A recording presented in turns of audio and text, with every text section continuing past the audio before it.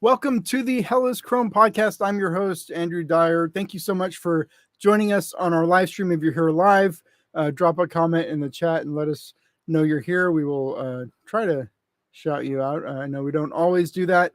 But thanks for joining us for another week of news in the soccer supporter world in San Diego. All of your La Raza de San Diego Union news and information, of which I will say there is a lot this week. Now, I want to bring on the president of La Raza de San Diego and the co-host and producer and all-around getter of things done, John Cross. John, how are you? Good. How are you doing, Andrew? I'm I doing see great. that we both have changed our little name things a little bit here for this episode.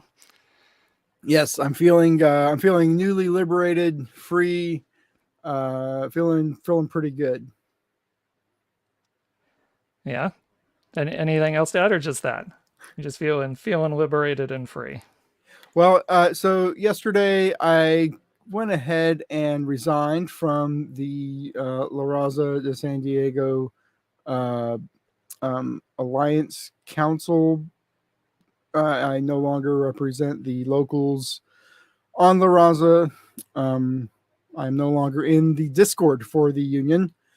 I have completely removed myself from union activities, union committees, union leadership, union business, period. So, um, moving forward, I, wish everyone the best of luck in working with the corporate entity that is MLS and SDFC because you're going to need it. But yeah, that shit ain't for me. So I'm out.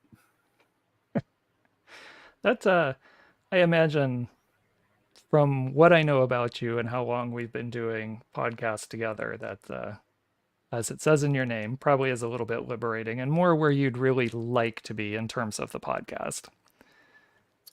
Yeah, I think it's better for the podcast in that, I don't have to, well, not that I ever did hold back anything, but, you know, part of what I think people appreciate in if they do consume media like a podcast is they want authenticity and they want honesty from the people they're listening to. And, you know, um, if I'm trying to adhere to some kind of gag order from the union about the terrible way the SDFC is treating the union and how much disrespect and how little, just how little they think and think of us and how, uh, you know, I have to stay quiet. Well, no more, no more. I am free to tell people exactly what my experience has been, and you can correct the record. I am no longer going to be party to conversations moving forward. But yeah, so whenever once again the club put a hard line down about the name La Raza de San Diego, and I said my piece, a month ago when this was a big deal, right?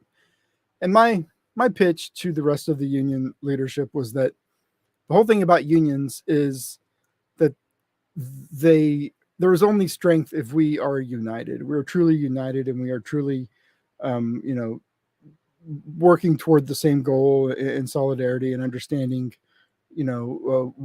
where our power lies. But I just think that there's a difference in, maybe what some of us coming from the more independent USL supporter world that is very DIY and it's very, I mean, that is grassroots, that is community, supporter culture, and where we just did everything ourselves and we made all of our decisions, and the club, the club went along with most of it because it was really good for them, and it created a great atmosphere and great culture in the stands. But MLS just has a whole different idea of what, I don't know where it comes from. MLS is very hierarchical. It's very top down, we've talked about it a lot on the show that all the clubs are owned by MLS. This is not, a independent owners in a league together. It is one league, one entity, and that doesn't really lend to a lot of independent thought or action. All the all the kits look the same. All the it's very it is the way it is, right? And they have their own reasons for being that way, mostly financial. But, whenever that part of the culture starts to infect the supporter section and infect supporter culture, um, that's I'm not really comfortable with that. The messaging seemed to be that, a lot of the folks on the union side wanted to create something very vibrant and energetic and really representative of the community, something really unique and something that was really San Diego. And, they're just, that is not what the club wants. The club wants something that is very generic and very safe and very, market group, focus group tested and least offensive to anyone. They want as most milk toast name and culture as they can get. They want the supporter section to be just as boring as MLS is altogether, and that's not something I'm here for. And I know that everybody in the union does not want that. They do want to be all of the things that I talked about, but I don't know if the club's going to let them. And I know you're working hard, and your coalition and the leadership and everybody is in it for the fight, but I'm not. Once the decision was made to change the name and to let the club dictate what the name of the union could be, and the decision was made not to, in the interest of being recognized by the club and all of the benefits that come along with that fighting for the most fundamental foundational part of our independence, wasn't worth it. I don't want to be a part of a union like that, and I'm probably not going to be in the supporter section at all, or going to SDFC matches. It really put a bad taste in my mouth, really poisoned anything that I really did try to have goodwill to the club and try to make this work. And I really made a fool of myself in locals leadership, trying to get people on board with SDFC and trying to get our supporter group to lead and to really be part of building what's being built for SDFC, and all of that energy just to have the club turn around and really just not, there was no compromise. There was no negotiation. It was the club saying, you're not going to call yourself that. And that's the end of it. There's no way around it. So, and then, just the fact that there's no explanation for it really, but besides like vague verbal assurances, there was nothing ever put in writing. I emailed the club, wanting to fairly present the club's perspective on this podcast. I sent a press inquiry, asked why this decision was being made, if there was any concern about how that looks in the community, and they just never responded. I did not get a response from their press person, which is pretty, disrespectful and unprofessional in my, 10 years now of, professional journalism. That's fine. They want to run their operation. They want to pick and choose their favorites. That's fine. I don't have to be part of it at all. And so I won't. All right. So this is going to make for an interesting podcast moving forward, isn't it? Because I don't know. Does that make me the bootlicking corporate shell? No, because I don't think you think that, but I think it's good for our audience to hear that I have a different perspective on it, and I totally respect and value your opinion. And you're not the only one. I've had other people reach out to me with similar concerns who may think about leaving. And I shared that information with the club that this kind of puts us in a difficult position.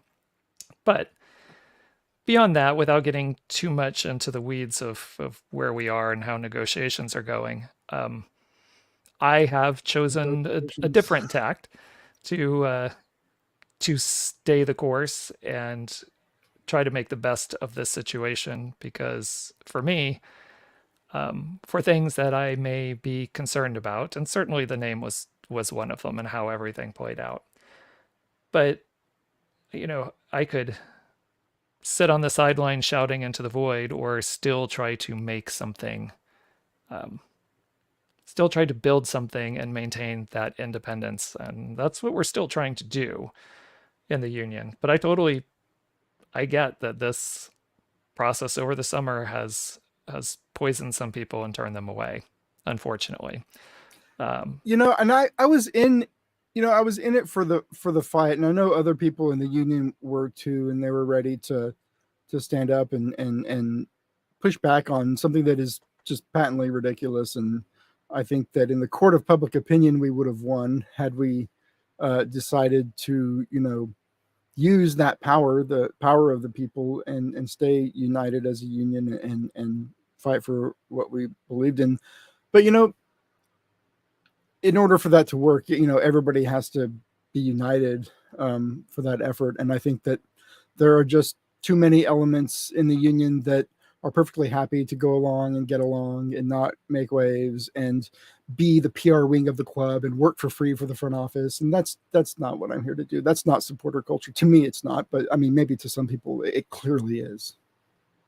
Well, and I would say, as president, that is absolutely the challenge. How do you bring a large coalition of SGs who all have their own identities together so that we can negotiate with the club and try to create that match day atmosphere that we want to create? And it is challenging. And I don't think necessarily that one SG is better or worse than another for the way they think. But as we're approaching this, for those people who are involved, we have to, I'm going to say this next week when we have our mini summit, that, and I'm going to talk about some of these things for people who might be interested a little later, how they can get involved. But in terms of compromise, I think the way we need to make sure we approach compromise within the union is not, we go halfway or meet each other halfway kind of thing. It's more, you need to listen to people and their concerns. And then you need to try to find a solution that helps honor those concerns and doesn't just dismiss them. I don't know if we did that, and I'm not going to again get into the weeds with the name change stuff because some information will be coming out publicly soon. But we tried to do that in this to create an opportunity for a pivot in one part of the direction with the name that allows us to keep the negotiations moving forward with the club, but still retains a discussion around what we want to do for our brand and our identity. So the name, once everybody hears it, and I just want to point out, if you're a member of any of the 7 SGs that are part of this union, your leaders all know this information. You can ask them and find out. We're just not, this podcast is public, so we're just not saying everything here publicly on this podcast. But reach out to your leaders if you want to know more. They all know, or they should. It's been communicated to them. But we tried to find a path forward that allows us to move forward with the club and what they were requiring for are requiring for recognition, and still gives us some freedom to create a brand and identity, and frankly still gives us a pathway to use in a very limited way, because it won't identify the union, but still use La Raza de San Diego in some way within, or I guess underneath, the umbrella of the union. So we're trying to find a way we could honor everything. It's so nice of SDFC to tell our community, that it's okay to still use the words La Raza in the most minuscule and inoffensive way that they can they can do it. We're very generous of them to give us that permission. So thank you so much, our corporate overlords. It's awesome. What a great relationship. Great starting I point for think the club and the supporter community. I think one of the other um, difficult things for us as we're trying to build this union is we do not have members yet, right? It is a I mean, in a strictly legal sense and working with the club right now, we are a memberless union of SGs. All the SGs have different members, but there hasn't been anything concrete towards the union right now. We can loosely say we're so many members because there's members in Riptides and the Loyals and Chavos and USG 18s and Dago Boys and all the other SGs. And, but that's still not like we haven't fully built out this union yet. So really, I mean, I don't know. At the risk of people taking offense or maybe taking this the wrong way, we don't have really any kind of leverage at the moment with the club. We haven't really built it yet. We're in the process. We have finally, we've been talking about most of the summer, but we're to the point where we've filed our articles of incorporation. So we are in that initial process. We got a couple more bits of paperwork to do so that we can get our federal employee identification number and open up our bank account. We're pushing really hard to see if we can open up memberships before the Chrome Ball Tour event on the 24th. I'm not sure that's going to happen, but that's our very aggressive goal so that we can start getting 2025 members into the union. Yeah, that's I think that was one of the things that, we talk about it a lot on the show every week, how much there's power in numbers and how big a part of this that was. But, one of the things that was holding up opening that member portal was this name thing, right? Like, yeah. So, it's one of those unforced errors, in my opinion, that we would have been 2 months further along right now had, I agree. The club empowered us to make our own decisions. Yeah, the name, what we tried to accomplish originally with our name was to have a name that satisfied everything, that satisfied the name that was going to go on our official paperwork with the state of California, as well as a name we could build a brand and identity around. But clearly, that got sidetracked and we had to kind of take a step back. And we're at a point now, and again, this is something that's going to be discussed by a large group of people involved with all the SGs in the union. We're going to have another summit. We had one last July. So part of our August summit is going to be last July. It was like 2 weeks ago, John. You make it sound like it was. I know you just got back from Australia and you had this vacation and you were drinking Mai Tais and riding on the back of a kangaroo. I don't know what you did down there, but it was a few weeks ago. It wasn't last July. It literally just happened. Sorry, it feels to me like it was about 2 years ago. I do like the image of you riding on the back of a kangaroo. That's great. So we'll be having another summit here, and the name will be part of the topic, or sorry, not name, brand and identity. So what we're trying to get people to start, I guess, wrapping their brain around is maybe a little like we do all the schools in our country. We'll take just SDSU as an example. SDSU is the school name, but their mascot is part of their brand identity are the Aztecs. I don't know if this is the best example, John. Well, probably not for what we just had, but I think it's actually a bit appropriate in terms of them being partners and Snapdragon and everything else. Yeah, how ironic that the Aztecs is okay. We'll partner with the Aztecs, but you don't call your supporter union anything that's a group of people. Yeah, so this is where we need to, like, we have a name, again, that will be made fully public here very soon. But we intentionally picked a name that wouldn't give us a strong identity. So we'd be forced to be able, or maybe not forced is the right word. We would have A blank be able to be slate. more creative Yeah. for what that would look like. It wouldn't just, that name kind of wouldn't force an identity upon us. So that was intentional with the name we went with, again, to meet everything, keep the negotiations moving forward, and be able to get moving with all the other things we need to do. And we have our committees going. So like I said, this will be part of a summit next week on Wednesday the 14th. So if you're at all interested in taking part in any of these conversations, talk to your SG leadership. The union Discord, it's really hard for me not to say LRSD or La Raza, but the union Discord is we've pretty much opened it to anyone who wants to help sit and be on one of these committees and help build what we're building. It's not just generally open to anybody who just wants to casually be in there.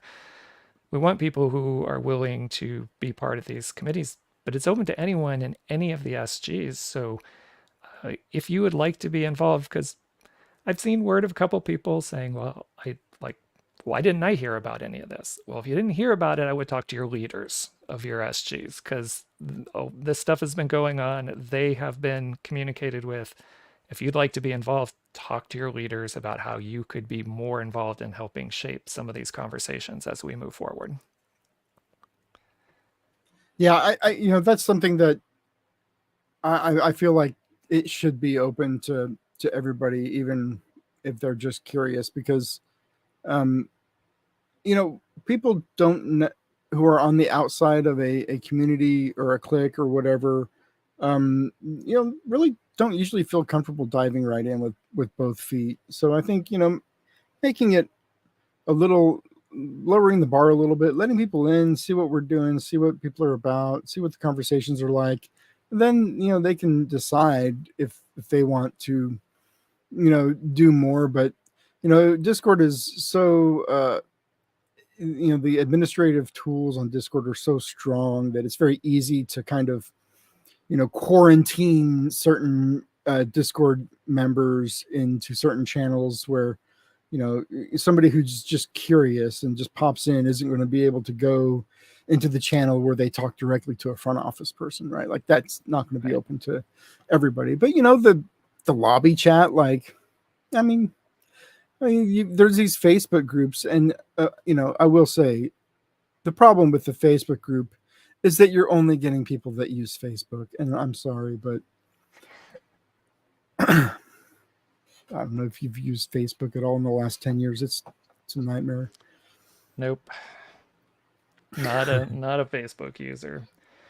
We're running out of alternatives though, because I don't know if you saw this, and this is a complete sidetrack, but it was really hilarious. X, the Everything website, announced a lawsuit against advertisers who boycotted them for having too many Nazis and hate speech on their platform.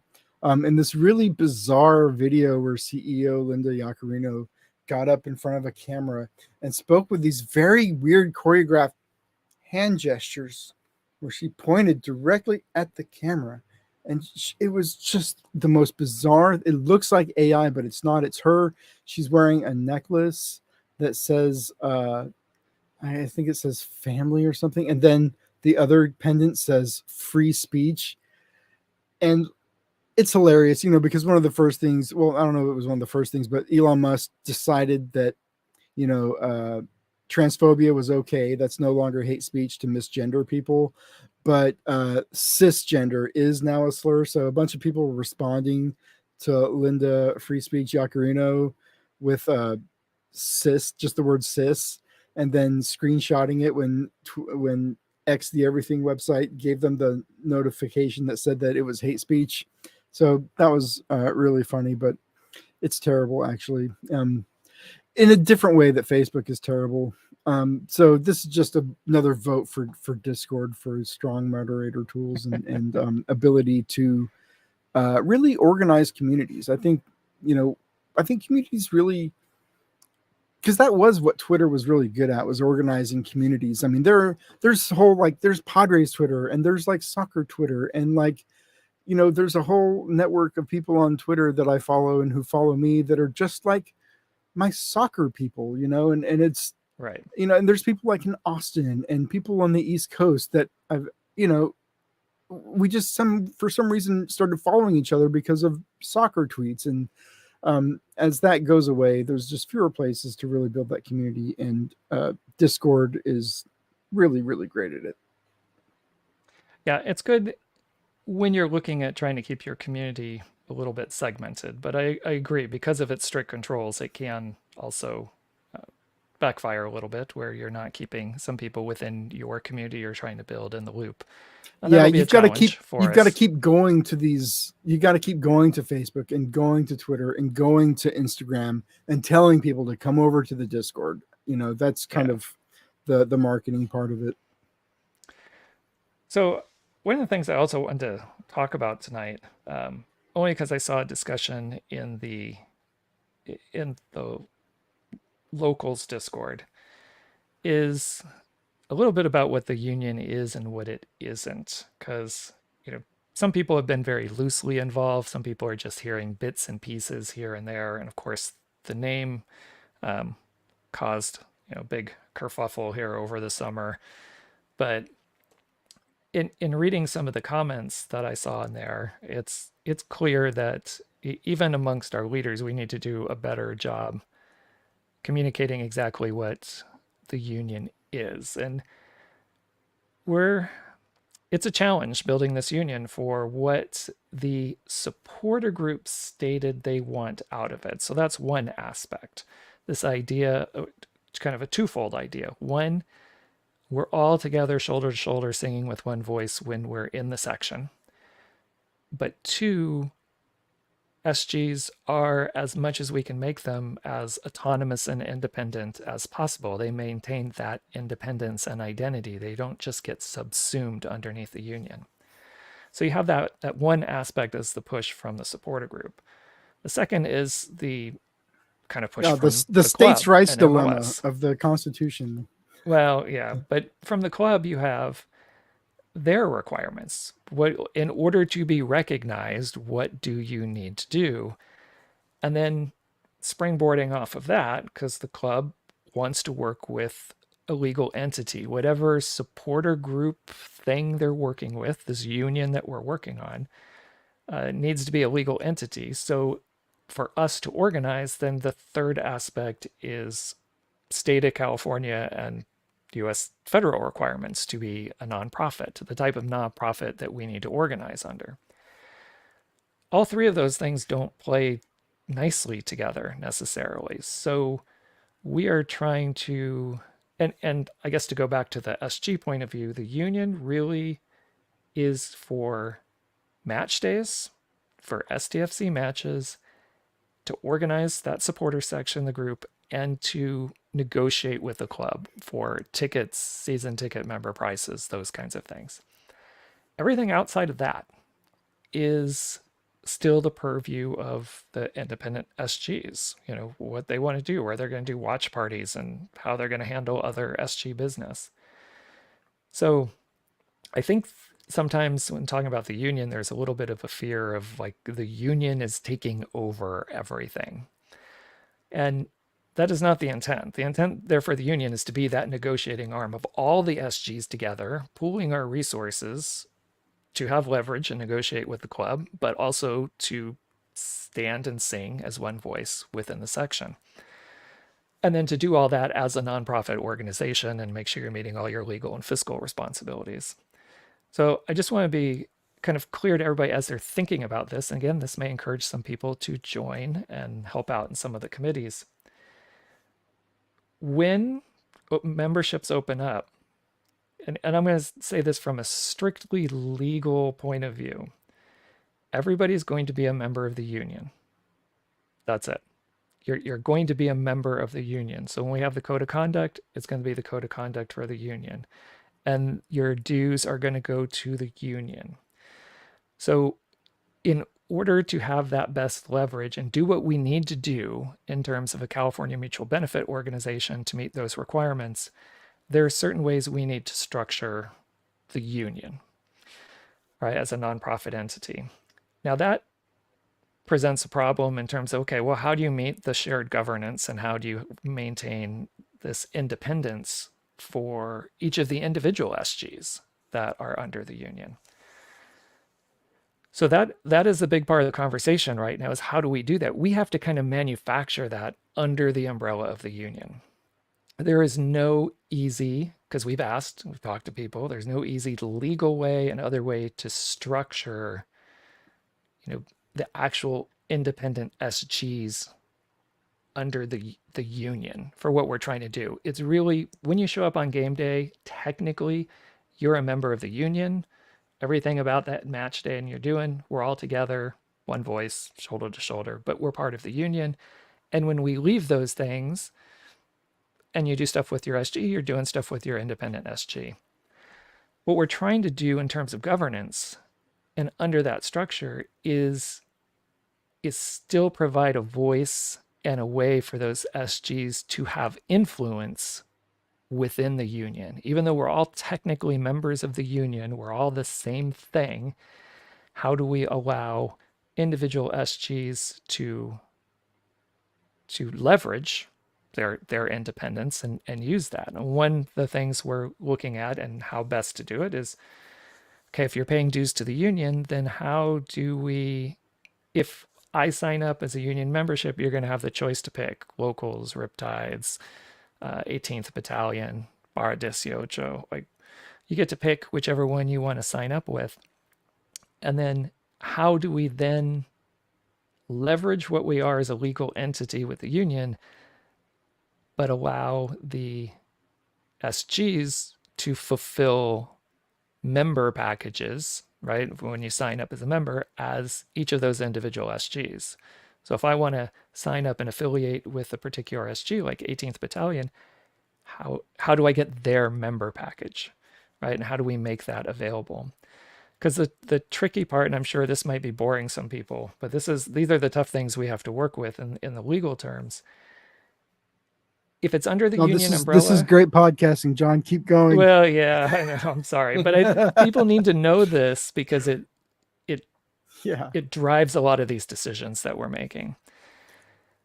If we handle that stuff under the union, then sales tax, the paying of taxes, all the legal fiscal stuff can be handled then under the union.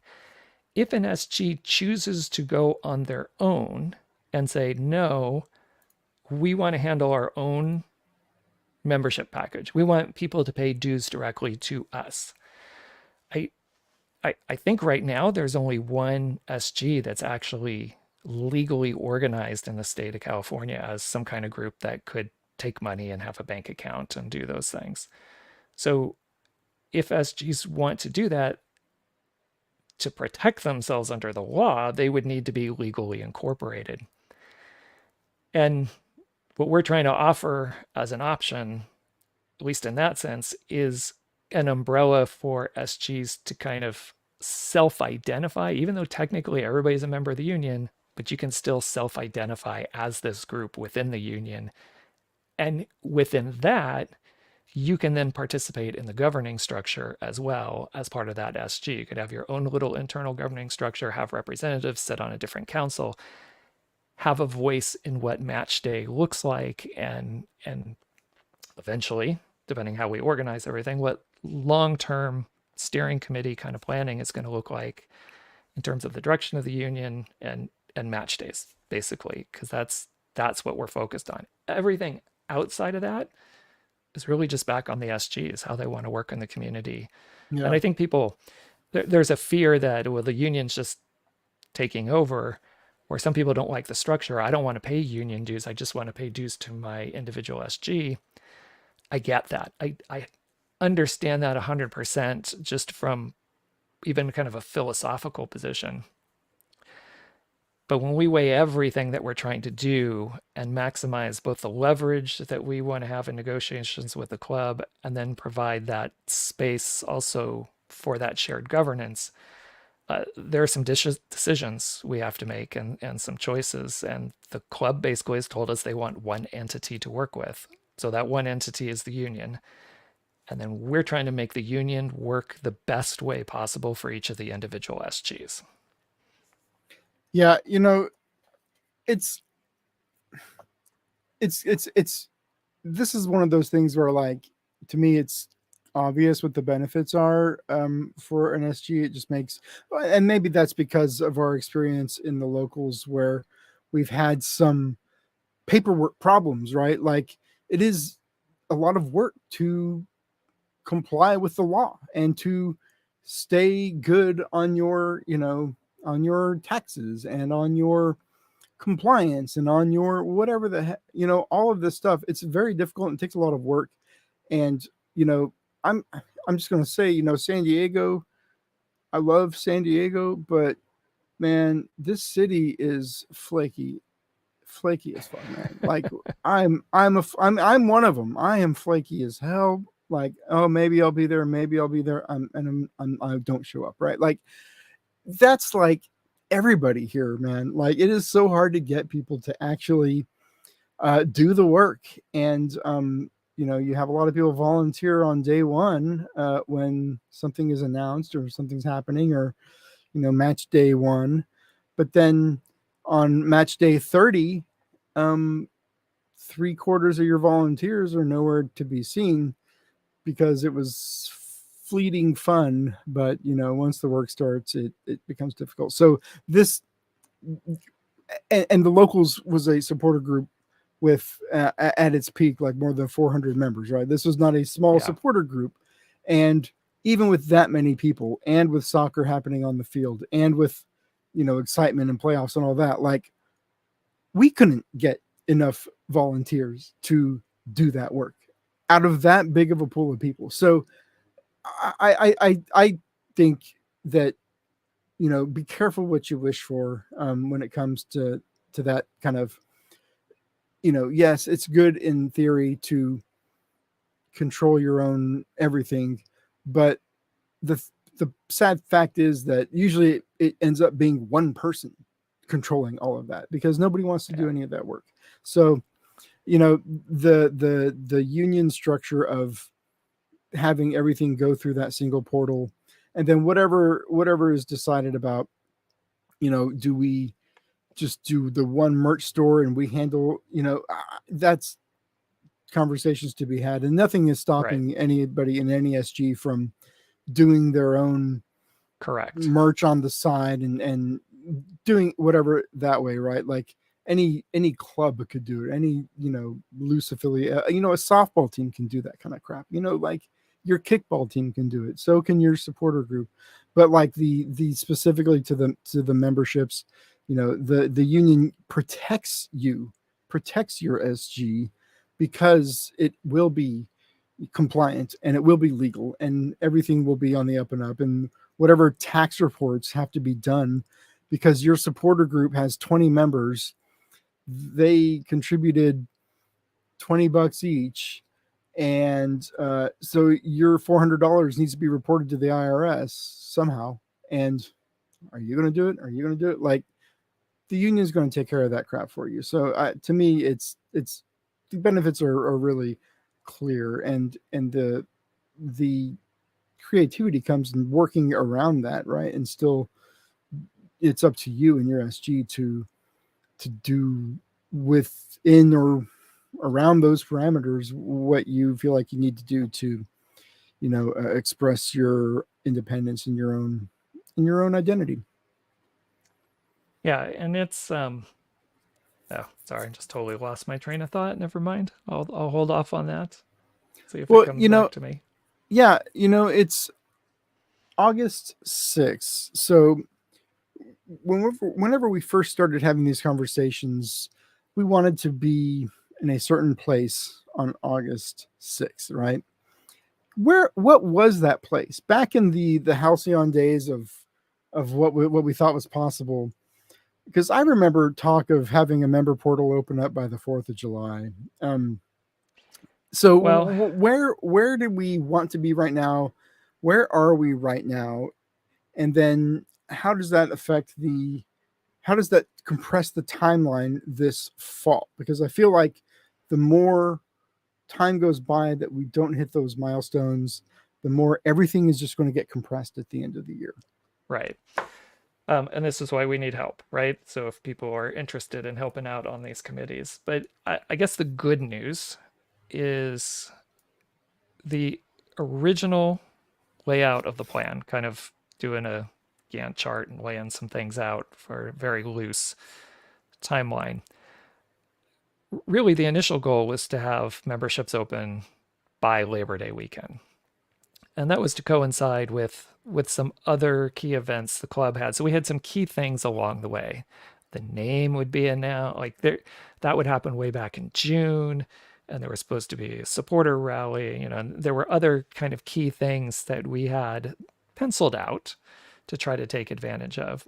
Then we hit a stretch where I'll say it this way: I felt we had very strong direction from the club to accelerate that timeline. So spent a few days trying to figure out how we could possibly compress all this, and this coincided with our original self-selected name of La Raza de San Diego, and we were ready to move forward and try to meet this accelerated pace to get those memberships opened up by maybe not 4th of July, but definitely by mid-July is what we were hoping to do as quickly as we could, because we really thought we'd have all the paperwork and other things done, that we'd start filing that paperwork possibly close to the end of May. So we had little things that delayed getting started, clearly, since we just filed our first bit of paperwork this week. And it did set us back a couple of months, but we had other things we were going to be working on, I guess more in sequence. We had it laid out, and now we're in a position where we still might get memberships opened up by Labor Day weekend, hopefully before that. Again, we said hopefully the August 24th Chrome Ball Tour event in Encinitas. But we have to work on more things concurrently right now, trying to have overlapping paths and conversations to try to get us to that point and do a more accelerated timeline, which is doable on the one hand, but also slightly challenging, because in order for, say, a certain committee to finalize some of their decisions, they need another committee to kind of wrap up what they're doing, or at least one stage of what they're doing. So we had initially laid that out where we had it all mapped out as to what needed to come first, what needed to come second. And even though we could do things concurrently, we knew certain things needed to end by a certain period of time so other groups could move forward. And now we're in a sprint, I guess, to try to do about 4 different things concurrently to get to memberships, to start opening them up, and which means we're likely going to have to push merch type stuff down the road a little bit more in order to open up memberships.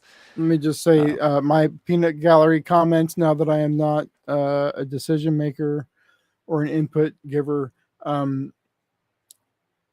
The merch, you want to get people to care or get people excited, sell them a t-shirt. Like, get them a t-shirt, get them a hat. Like Right. It sounds trite, right? But you know what?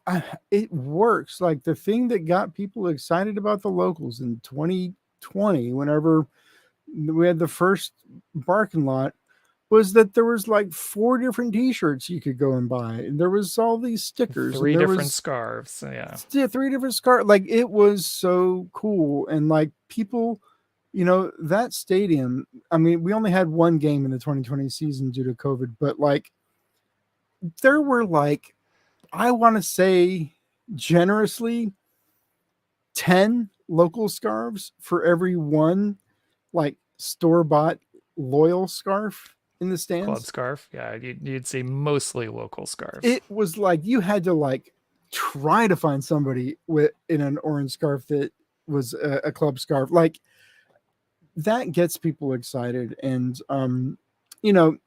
without an identity, it will be harder to sell union specific merch, but um, the sooner that something can be organized, some kind of storefront can be organized, maybe with each SG having a shirt in that storefront, Right. which you could actually, I think you could actually set up before you have membership portals. You could just, well, I don't know the law. You might have to have, you might only be able to sell to members. So don't Yes, listen but to if me. I'm not a lawyer, but we, the we, sooner we you have get that that set part up, of it yeah, worked out, yes. yeah. But that is a conversation, and unfortunately, that might be a conversation that gets delayed even just a couple weeks. We may have to separate.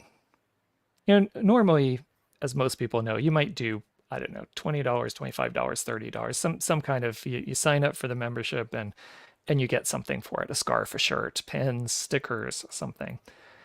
So one of the conversations is we may Jeff's have in the to, chat. We want merch.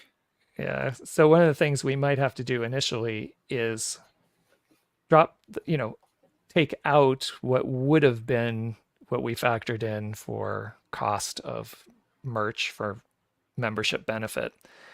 And we may just open up with a much decreased, like this is your membership. It gets you potential access to tickets. It gets you, if there's any special events in terms of the union, or maybe, player meet and greets, or, whatever the benefits are, it just may not be merch in the beginning just because of our accelerated timeline, because everything else has been delayed. So I was a member of the Timbers Army a couple years ago. My brother bought me a membership, and my package that I got joining their supporter union, I got a scarf somewhere. The scarf just says "No Pity" on it. It doesn't Right. say That's their basic one.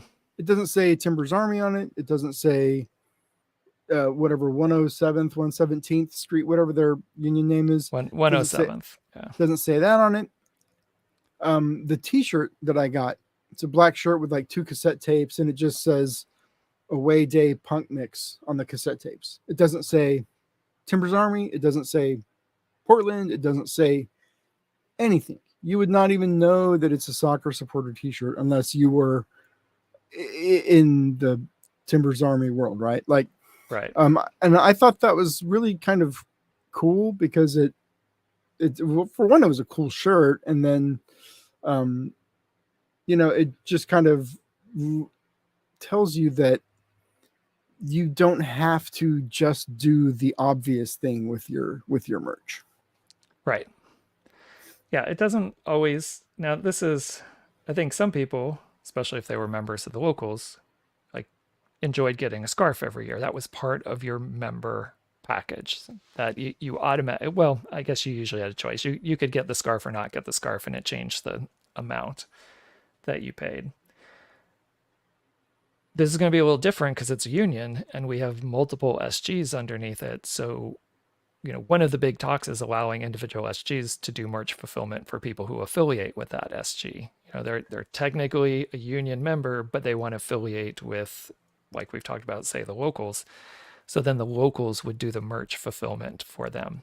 We're going to have some people who are unaffiliated, so there's going to have to be something also for them. But the advantage, like we talked about, of having a merch store with this structure is, since technically everybody's a member of the union, every SG could sell to every other SG through the union merch store. So these are the conversations we're happening. We might just have different SGs offer merch packages in the merch store. That's fine. If they want to? No, what if Chavos come out with I mean, their merch is always so cool. Their shirts, I mean, sorry, by year 3 of Loyal, like, I mean, their stuff was fire. Their designs were awesome.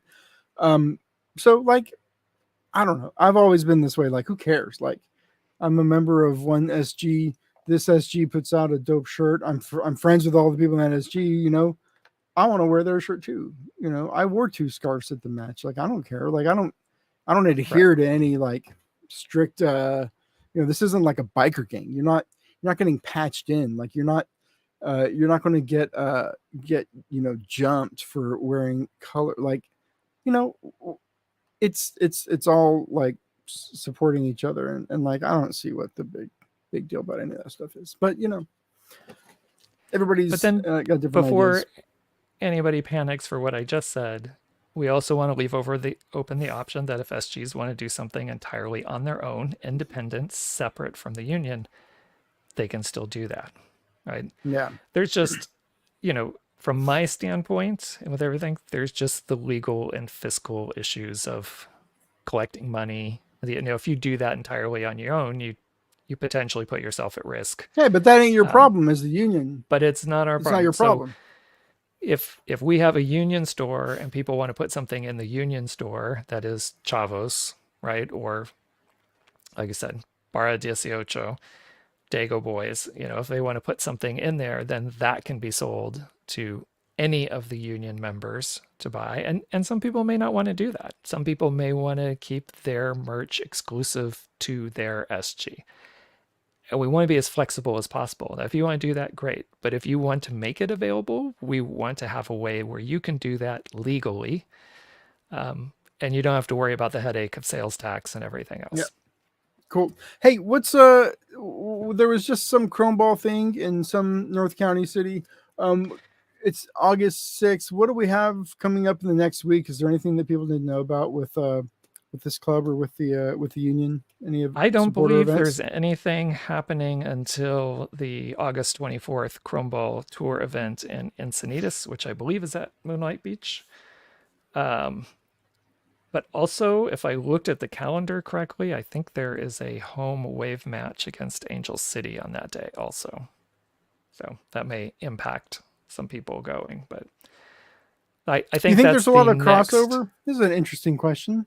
You think there's a lot of crossover? People that are going to Chrome Ball and people that are going to wave matches? I think for some SGs, yes, there are. And for others, almost nothing. Yeah. Yeah, my perception, and this is just a perception, is that you've got completely different demographics that these clubs are appealing to. Yeah, for the most part. Not right. not on the supporter side, because supporters tend to support all the teams, which is fine. But like generally, I think it's different fan bases. Yeah, and then I know you commented on Jeff's comment here, but I want to bring it up about wanting merch. Fantastic. What we're also looking for as we get ready to start talking about merch, there is going to be a committee around this. So anybody who wants to help shape what that looks like, if you let me just say, talk to your leaders, and if it should if be not, obvious talk to at me. this point that anything you ask of us, anything you ask of this union, is going to be met with a volunteer and help us do that. Because you're talking about a staff of almost none working. Everybody's working on aspects of this thing that some of this stuff is lower down that priority chain because there are legal and other things that have to be done first. So yeah, unfortunately that's kind of been the way of it. It's like everything that people say they want or that they can't wait for is met with, okay, volunteer and help us do that. So I'm going to pivot to this other comment that was put up by San Diego Punto Football, which I forgot about, that the Right to Dream open tryouts are tomorrow and Thursday. And yeah, they added a second one. There was so much interest. They will be, San Diego Punto Football will be doing some coverage down there based on the item we got in the chat here. So thank you, Tony and Chiva, for doing that. I do want to pass along, this was an opportunity that was presented to the union, and I'm not trying to throw any union leaders under the bus here. Well, you are really the union not. leader. So they were looking for volunteers for this event, and some of these things come out, and all union leaders had access to this information and were supposed to share it with their SGs. So people who wanted to be a volunteer for this could have been a volunteer for this. So here's one thing that we're trying to, is that I'm saying this to make a point about communication. we do have a communications meeting coming up on Thursday. It is to talk about also bigger strategies in terms of our name and other things that are coming up as we're getting ready to release memberships. But sometimes, for any number of reasons, something that comes out to union leaders doesn't always get passed down to members. And what we want to do is have a more streamlined communication from the union, what comes out as union activities that the club offers us, something like this that people could participate in, and get that out directly to members. So again, I'm going to go right back to where I was. If you want to help plan that and figure out better ways that we can communicate to all our members, especially once everyone officially signs up for the union, then we can get this information directly to you rather than playing telephone where it gets up on Discord, maybe from the club, and then the union leaders move it out to the SG leaders, and the SG leaders get it out to individual members, and sometimes it just doesn't make it down to individual members. So if you're not hearing some of that and you would like to hear some of that, talk to your union leaders about how you could be part of the communications team so we can help improve some of this communication, because I don't think they got enough volunteers for this tomorrow, which I was really surprised. I thought there were a lot of people would want to get down there and check out some of what may become some future stars for SDFC that are going to be doing open tryouts. Yeah, it should be interesting. They added a session, so it's, I don't know how to gauge talent at open tryouts. Open tryouts are probably the worst way to scout players. So it's a challenge, but I think the idea is that some players will absolutely stand out, and I think that's who has the best shot at getting nabbed at one of these open tryouts. But it's challenging. Open tryouts are tough. I feel for the kids. It's going to be needle in a haystack getting I think these spots are going to be highly coveted and pretty exclusive, so I got to work hard. I think one of the big things about an open tryout is less about talent identification, which, as you said, it's difficult. It can happen. I'm sure they will identify some kids. I think it's a lot about outreach and letting people know and getting it out into the community that this is happening. So when people realize, oh, there's open tryouts, there's people we can talk to. I think it is a little bit of a marketing thing as well to start letting the community know that this is a thing. Yeah. I mean, these coaches or scouts or whomever, like, they have to go out and watch the kids play with their team in a competitive match. You don't really, I've sat through enough of these open tryouts in different clubs and stuff with the kid to know, like, at least for the club side, for the kids, like, it seems like these coaches pretty much already know 90% of the kids that are showing up to an open tryout, and they get divvied up almost immediately into, like, where they slot in ability wise. I'm sure they do. I'm sure they do, and they're hoping to find that one that maybe they missed, right? Yeah, but this is still the best thing about SDFC's presence in San Diego is the Right to Dream Academy and the opportunities it's going to open up for local players. Still the best thing, in my opinion, about the club's presence, because there just wasn't something here for soccer players before. All right, I think that's it. That's all on my end that I have. All right. Check out San Diego Point of Football. Is that tomorrow? I believe tomorrow and Thursday. So yeah, I want to hear Tony. I want to hear Tony for both. Shit on some kids. I want to see him in the goal, getting some stops on some 11-year-olds. Some bonus content maybe on the way. That'd be awesome. I want to find that 11-year-old that consistently scores on Tony. That's probably going to be most of them, really. Truth be told. Just kidding. Tony, he's a fantastic goalkeeper. We should get out of here before I really get in trouble. All right. Thanks, everybody. All right. Good night. Bye.